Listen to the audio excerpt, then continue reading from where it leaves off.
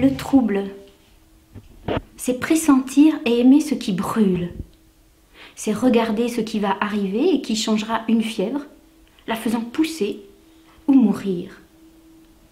C'est s'alanguir devant un événement, un bruissement, une sensation. C'est regarder ce qui est hors de la raison, s'offrir. Le trouble apprend à décrypter et aiguise la curiosité. Il ne doit pas rester une incompréhension, un frôlement. Il doit précipiter et faire rechercher la bonne tonalité, le bon rythme. Le trouble est comme un murmure, comme un épanchement.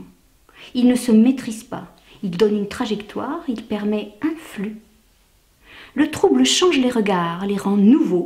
Il convoque des sensations, il choque. Il peut être une seconde ou un millénaire. Le trouble est une accalmie, une ouverture de son monde, un chassé-croisé de notre vie, un pétale détaché d'une fleur. Le trouble ne se laisse pas enterrer, il peut ressurgir et devenir un sourire. Il doit trouver un ancrage et se reposer, car être troublé revient à reconnaître la puissance de l'attraction et refuser de capituler devant la norme. Et être insatiable d'une étrange similitude que l'on se doit de partager pour troubler à son tour.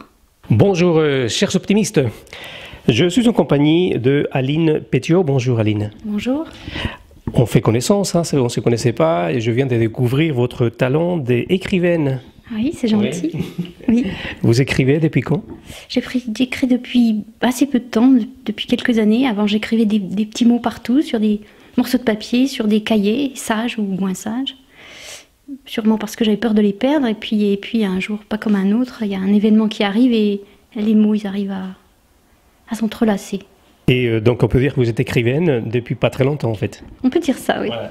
Et vous avez écrit un livre, Oui. Turbulence, récit aventureux. Alors le titre déjà, pourquoi hein, Turbulence?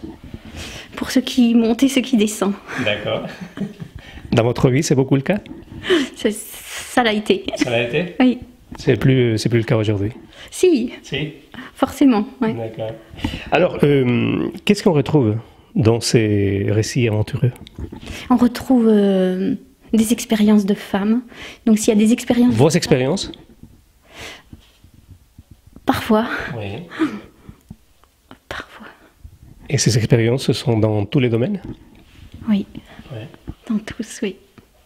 Vous vous inspirez des autres personnes également? Toujours aussi, oui, toujours. Ce sont des émotions qui sont captées quand on se croise sur une route et il y a une émotion qui naît et après il faut raconter tout ça.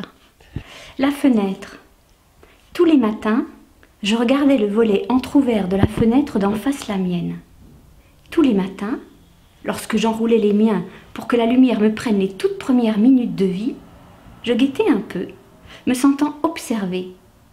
Mes épaules nues aux fraîcheurs du matin. Matin lumineux, matin brumeux.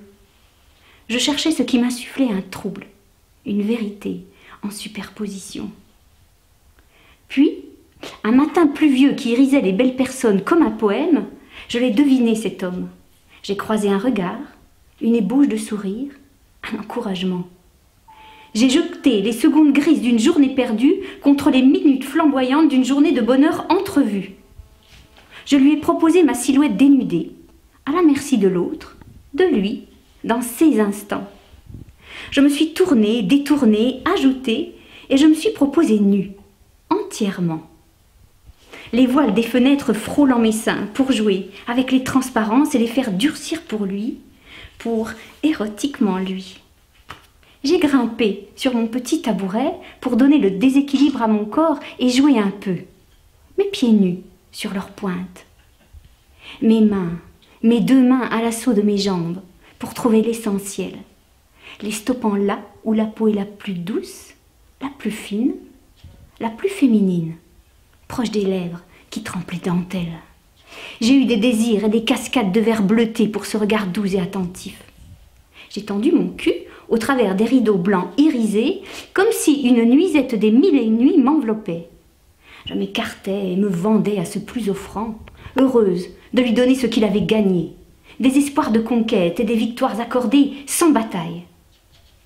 Se donner pour son érection que je ne sucerais pas, ma langue pourtant amoureuse de ce liquide, translucide et bon, la mouille de l'homme, fine, douce, à peine salée, qui engourmandise mes sens et explose mes papilles. Les ombres bleues des matins désirs au milieu de lui et moi, entre nous, tissant un lien invisible, indivisible. Je me suis caressée longtemps pour ses cils et ses sourcils que je devinais montants et descendants, à l'affût de mon corps tendu. Je voulais des sourires et des gémissements.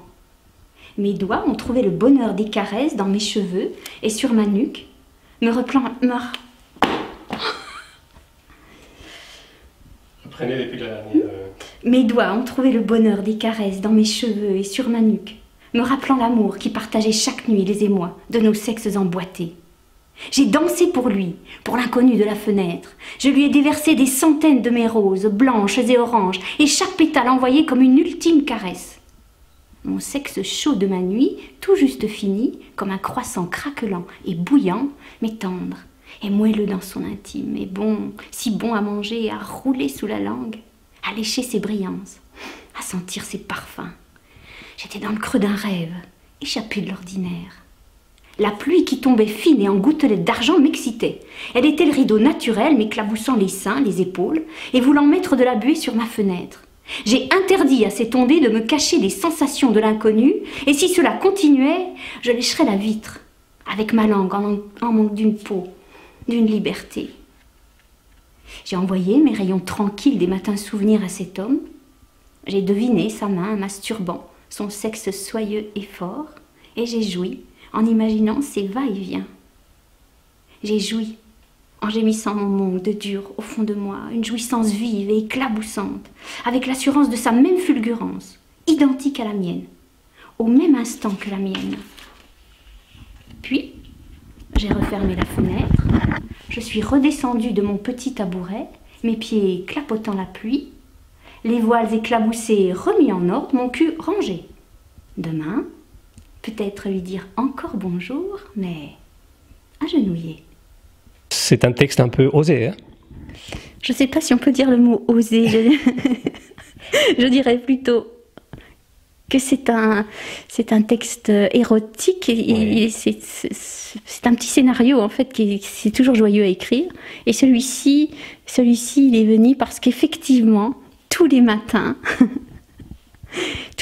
quand je lève les volets de ma chambre, j'aperçois une petite fenêtre et ce volet ne s'est jamais ouvert et je me suis dit, tiens, si un jour, qu'est-ce qui se passerait, voilà. Ah, et vous avez imaginé un personnage en fait. C'est ça. D'accord. Je peux vous dire que quand on vous écoute, quand on vous voit, il y a l'imagination qui se met en place. C'est que tout est réussi. On sait pas ce film là. C'est que tout est réussi.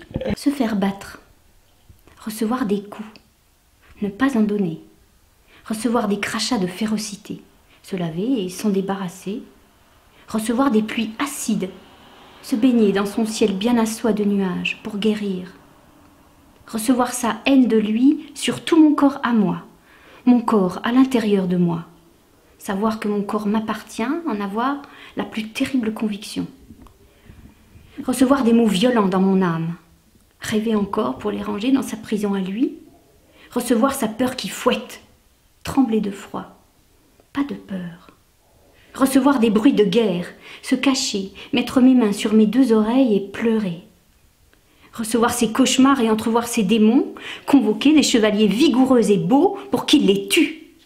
Recevoir son non-amour, attraper le mien et lui jeter en pleine gueule. Recevoir ses poings sur ma tête, me plier, me replier pour retrouver la position de l'enfant du ventre. Recevoir ses rages, attendre un peu et former une armure de mes fièvres et les envoyer au front à ma place. Recevoir ses regards de folie, prendre le temps de lever mes yeux gravement et le regarder en face. Recevoir sa bêtise, lui renvoyer mes connaissances, mon savoir, mon intelligence.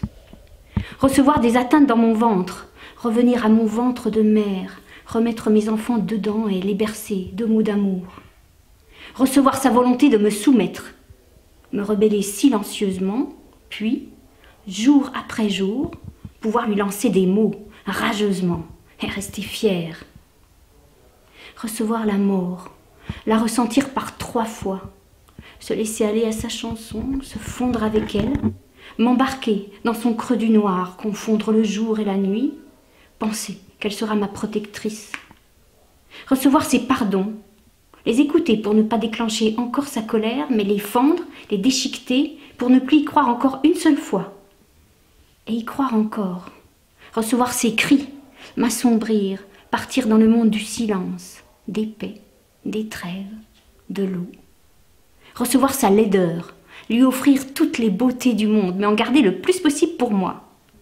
Recevoir la traîtrise, des promesses bafouées, se jurer de ne plus lui faire confiance et marcher encore avec lui, encore un peu. Recevoir ses larmes, les éprouver, les essuyer, les lécher, les mélanger aux miennes. Découvrir sa prison, trouver la clé et fuir. Partir, s'absenter, quitter, décoller, appareiller, progresser, s'expatrier, voyager, cavaler, s'évaporer, puis l'oublier, le déchirer, le jeter, le tuer en le bannissant de ma grâce, le pendre à la plus haute branche de l'arbre le plus laid, ordonner un bûcher, le brûler et enterrer ses cendres, ne pas les faire voler aux quatre vents, effacer, gommer tout ce que j'avais espéré de lui et des hommes.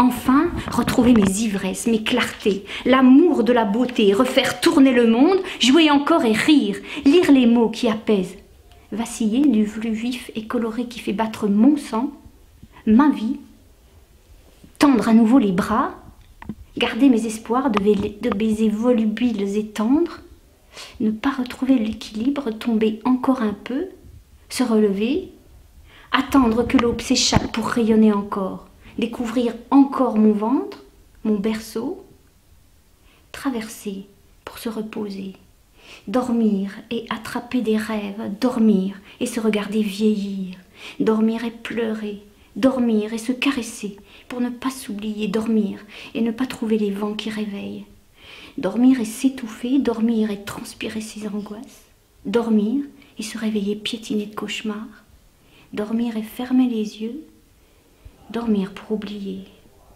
ne plus attraper froid et entrouvrir les yeux pour aimer encore. Turbulence, donc, c'est le titre de votre récit aventureux, qu'on peut retrouver où, en fait? Alors, on le trouve dans différents points de vente. Il est à la Fnac de Dole, il est à l'espace culturel de Vesoul, il est à la librairie de Grès. Il est dans différents points de vente, dans des dépôts de presse. Il est chez moi dans des cartons, donc je peux les envoyer également. Merci Aline. Merci, c'est moi.